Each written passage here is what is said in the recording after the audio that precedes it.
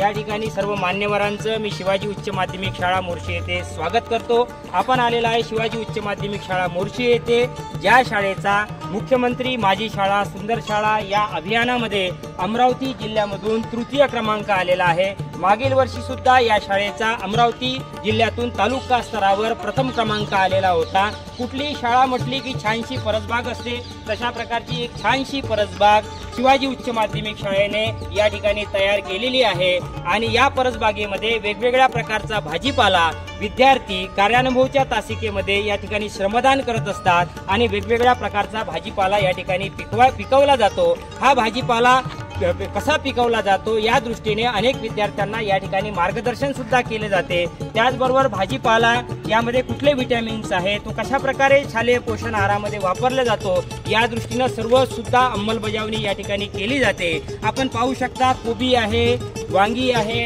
कांदे आहे, त्याचबरोबर इथे मेथी आहे, पालक आहे, टोमॅटो आहे, मिरची आहे आणि परसबागेला शोभा यावी म्हणून झेंडूची फुलं सुद्धा या ठिकाणी लावण्यात आलेली आहे। त्याचबरोबर मुलांमध्ये विक्रीचं कौशल्य विकसित व्हावं, भाजीपाला कशा प्रकारे विकला जातो हे कौशल्य विकसित व्हावं या अनुषंगाने या शाळेचे सन्माननीय मुख्याध्यापक श्रीकांत देशमुख सर यांच्या मार्गदर्शनामध्ये या ठिकाणी एक भाजीपाला विक्रीचा स्टॉल लावण्यात आलेला आहे आणि येथे जे मुख्याध्यापकांची सभा आयोजित करण्यात आलेली आहे।